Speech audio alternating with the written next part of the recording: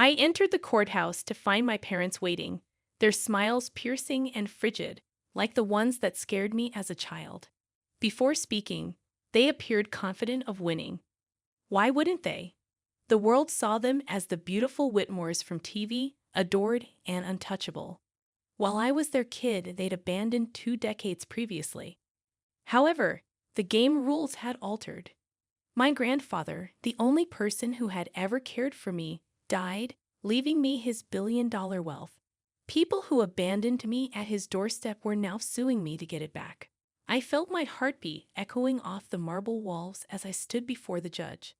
Lifting his gaze, he examined me.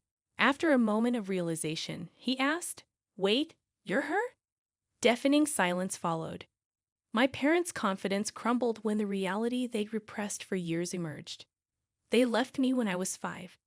That afternoon, the Santa Barbara sun scorched everything save my hollow chill. Victoria, my mother, crouched in front of me, her white summer dress fluttering, and lilac perfume clinging like a lie. "Sweetheart, be kind to Grandpa," she remarked, her forced grin faltering, her lipstick too bright, her eyes too dry. Charles, my father, drummed on the automobile hood while leaning against it. "Come on, Vic, we'll miss the flight." Flight. My tiny hand grabbed her dress as I asked, "You going where? Can I join?" She stopped for a heartbeat.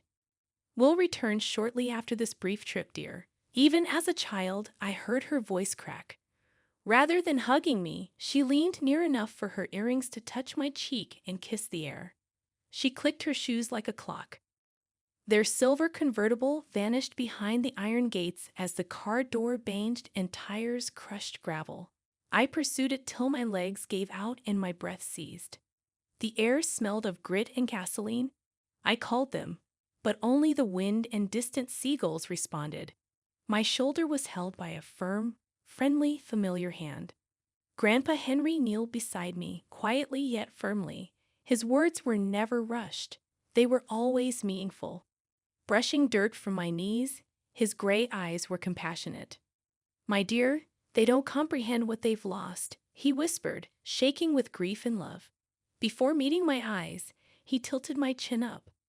He whispered, "You'll never be unwanted again," before lifting me like a weightless object and taking me back to the mansion. His heartbeat calmed my fear as my head rested on his shoulder. It felt safe for the first time all day. Later that night, I sat in the huge kitchen, swinging my legs above the gentle floor, while he made cocoa at the stove. No staff, no formalities, just him. "Extra marshmallows?" he inquired, smiling slightly. I nodded, tears clouding my vision. After he put me to bed, the home seemed too big and still.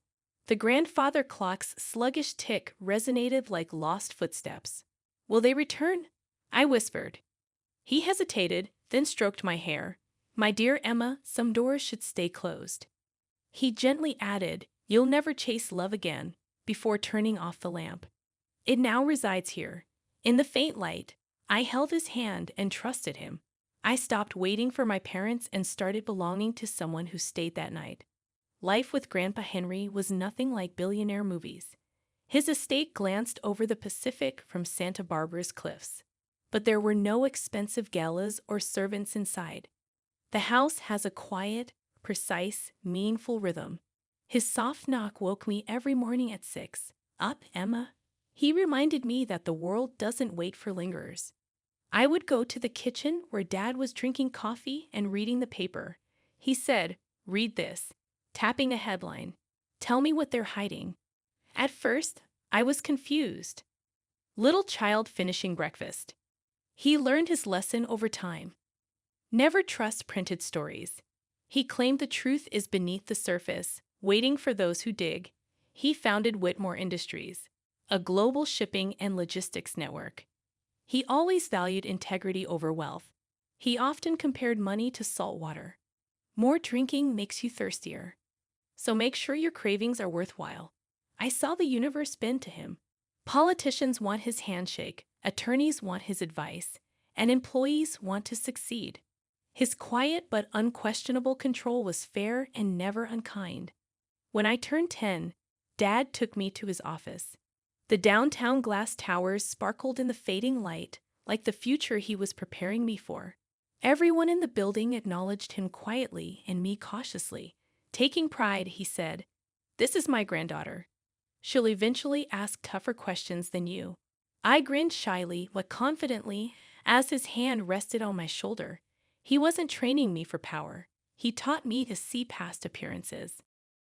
The community center he established was our weekend destination. While other tycoons mailed cash and posed for photos, Grandpa spent hours kneeling beside children learning to read and helping teens manage their first investments.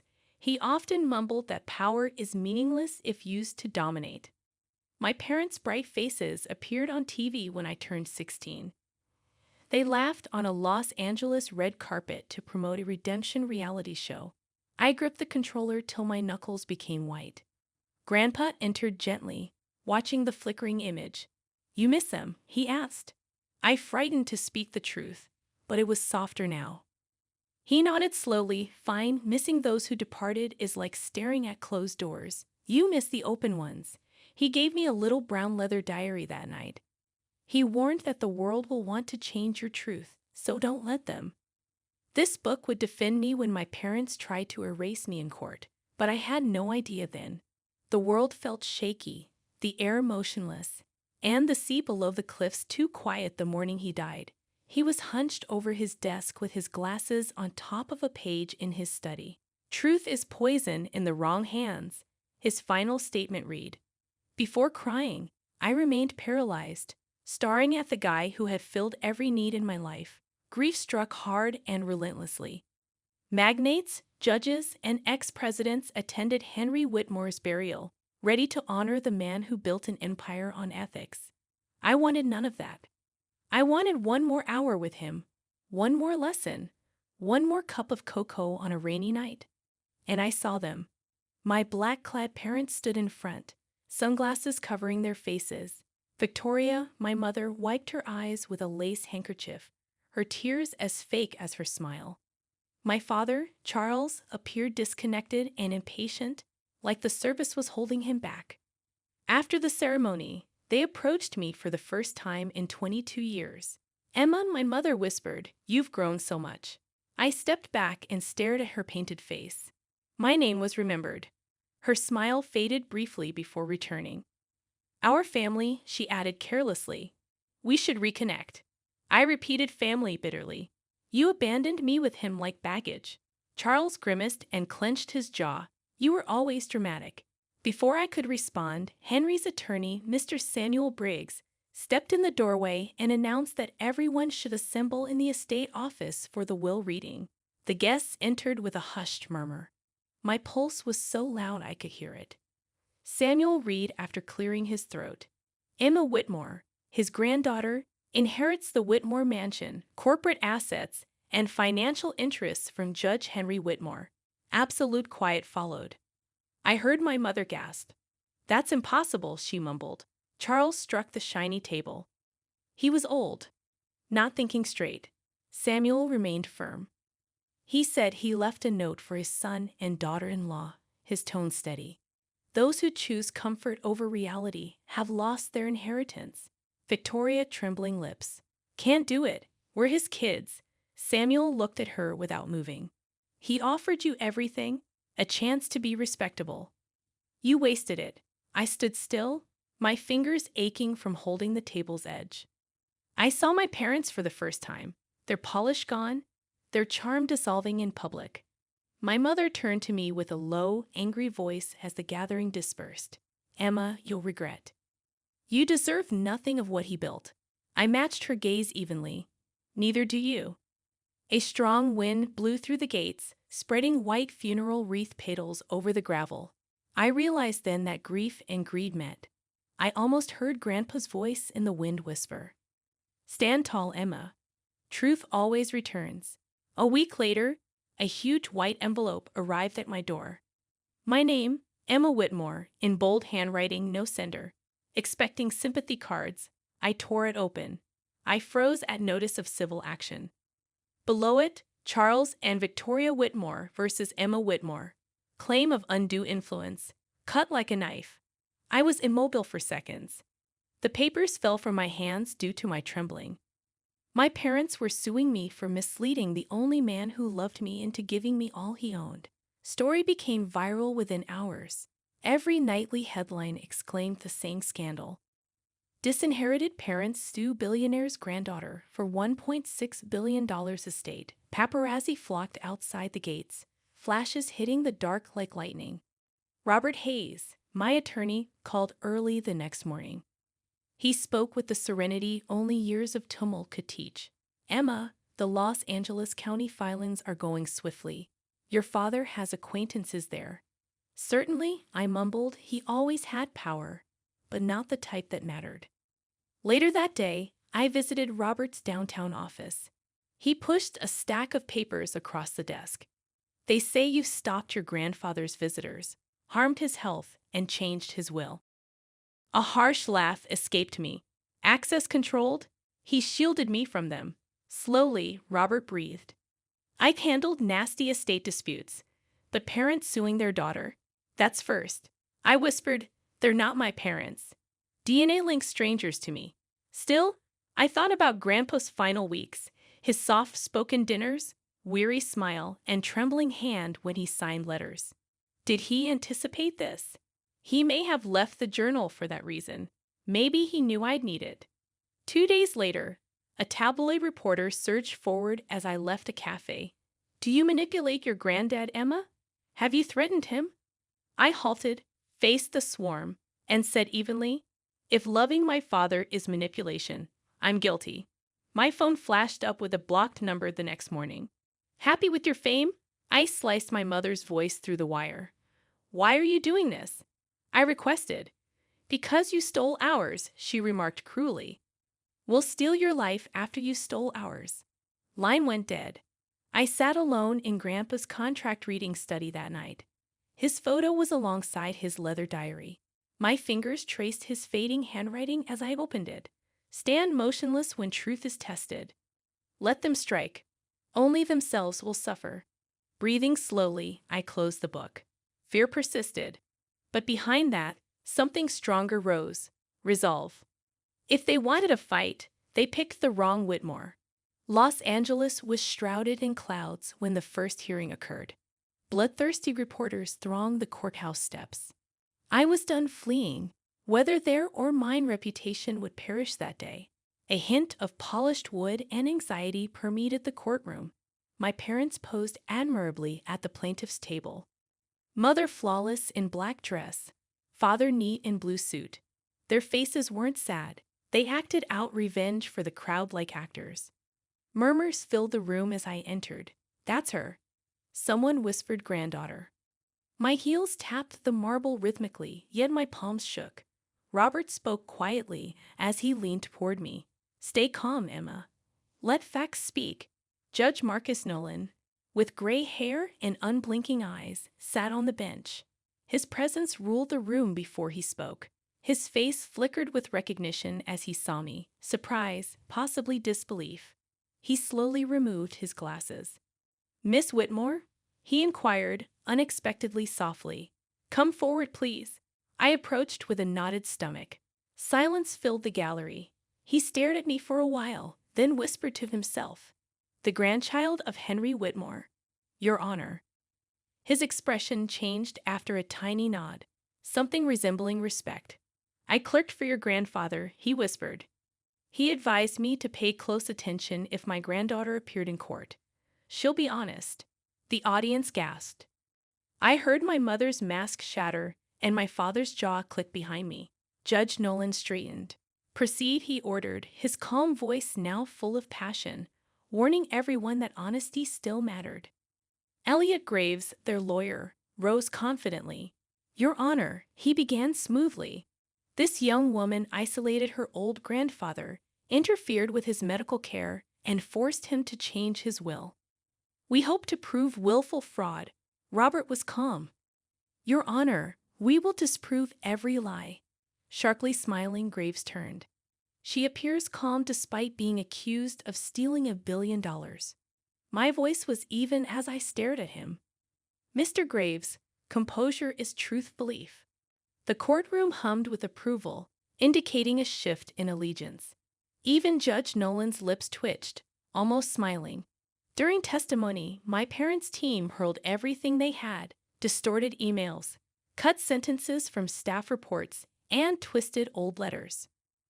Robert always faced them with clean documents, accurate timings, and witnesses who never compromised my grandfather's integrity. My mother's testimony was the cruelest. Her shaky voice and tears were precisely timed. "We only wanted to reconnect with our kid," she added, softly placing a tissue to her cheek. "But Emma drove us away from Dad. We merely wanted to preserve his legacy." She perfected her pity testimony. I just heard Grandpa's admonition in my head: in the wrong hands, truth poisons. Then it hit me. I wouldn't let poison in. It just hurts. After 2 days, the trial felt like war. Elliot Graves, their attorney, strode across the floor like a stage, waving papers and acting indignation for the cameras. I hadn't acted. I came to finish their work. Always composed, Robert rose slowly. He stated the defense evenly brings new material, medical exams, witness statements, and Judge Whitmore's personal correspondence. One document is noteworthy. My mother stiffened at correspondence. She was aware. Judge Nolan signaled him to continue. Robert presented a big packet and faced me. "Take the stand, Miss Whitmore." My heart raced as I walked through the room. Despite innumerable rehearsals, facing the two people who created and betrayed me hurt my chest. A letter was placed under the evidence camera by Robert. My grandfather's steady, exquisite handwriting appeared on the screen. "Dear Emma, you were never my duty. You were my decision. Avoid hatred when opposing those that left you. Use truth to defend. It always will." The room was silent. My mother lost her composure. Jaw locked. My father looked down. Robert spoke steadily. "Over 10 years, these letters confirm Judge Whitmore's clarity, love, and conscious decision to leave his estate to his granddaughter." Graves sprung up. "Your Honor, objection. These letters are emotional theater. They give no legal evidence." Judge Nolan declared overruled, sounding decisive. "The decedent's intent is what this court decides. Mr. Hayes, continue." Robert nodded subtly. "My signal. The leather journal Grandpa gave me on my 16th birthday was in my purse. The spine split, the edges tattered, and each page softened from years of turning. I whispered that this was my grandfather's diary. It contained his nightly writings until his death week." My voice stabilized as I turned to the last entry. Strong handwriting despite faded ink. "My son and his wife are appearance-driven. My granddaughter loves truth. Not for reward, but for protection. She should own the estate. She carries my conscience when I can't."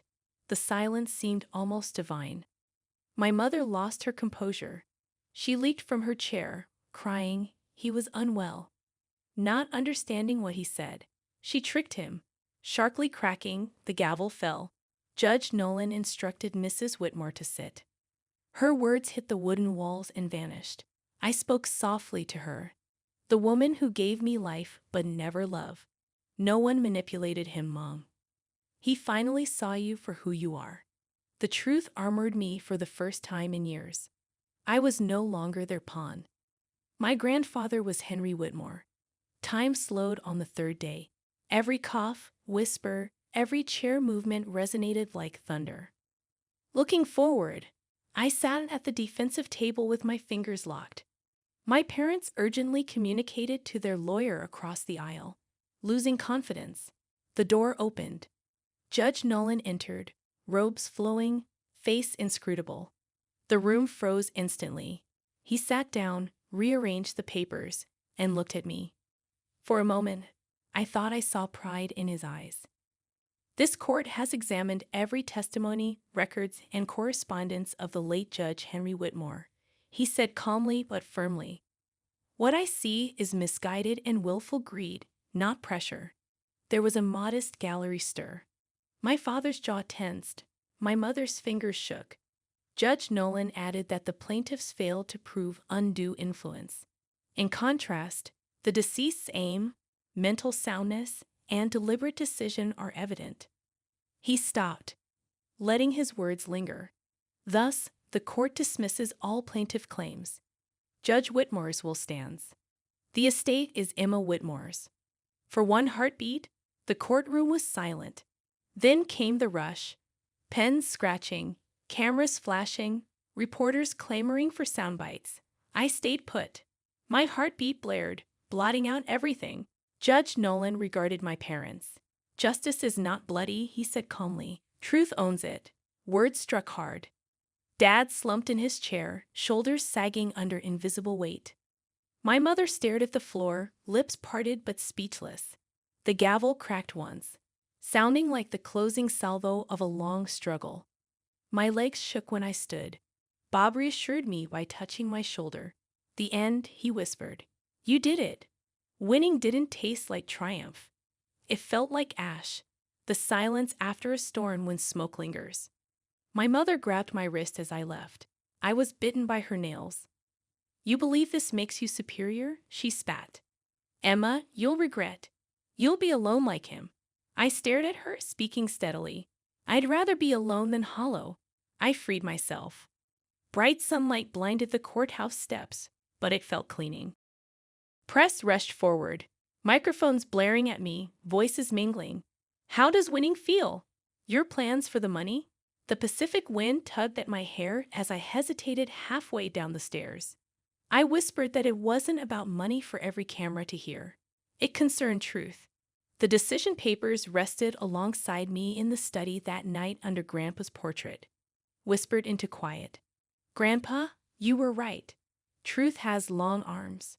Finally, it returned today. Weeks passed following the verdict, yet peace was hard. The media excitement subsided, but the hush was louder than ever. The land, mansion on the cliffs, companies, and fortune were mine lawfully. But without him, they were nothing. House felt more like a monument than a home. After dark, I walked down its long corridors past oil pictures and echoing floors, nearly hearing his voice. Power is useless without morality. I finally slept without dread, but with grief. My phone called one evening as the sun set into the Pacific and illuminated the horizon in rich red. A strange number appeared on screen. I paused before responding. Hello? Silence. Then a frail, shaking voice. Emma? My father appeared, and I lost my breath. The guy who had yelled allegations across a courtroom now spoke just above a whisper, almost breaking. I read the journal, he added haltingly. Grandpa's entries. I didn't believe them, but I kept reading. His breath jerked. He claimed that I lost my path and quit being his son before the will was signed. Closed my eyes. I discreetly noted that he wrote that doing the right thing is never too late. A pause followed by a shaky exhalation. Emma, I didn't deserve forgiveness, but I needed you to know. I'm sorry for everything. For departing, blaming you, for being the father he warned you about. His frail, earnest, and terribly human words hung there. Several seconds passed without a word. The garden Grandpa planted for Grandma years ago was visible through the window. It was quiet for the first time in a while as the roses rustled in the breeze. I muttered, I don't know if I can forgive you, but Grandpa would have wanted me to try. His breath was weak. I'll take that. More than I deserve. You remind me of him. How you never back down, he said softly before the call went dead. I stood there staring at the horizon after the call. The world stopped again, but this time with serenity and healing. Walking barefoot, I felt the cool grass. After the sun set, the estate was illuminated by golden light. My hands held Grandpa's journal. I read his remarks on its last page. True justice is in believers' hearts, not courtrooms. Soft, unhurried tears fell. Yes, Grandpa, I said. I'll always do. And I almost heard his reply in the evening breeze. Gentle, proud, calm. Girl, I can finally rest. The ocean wind through the roses brought quiet clarity. His legacy was forgiveness, not justice, which he had won long before.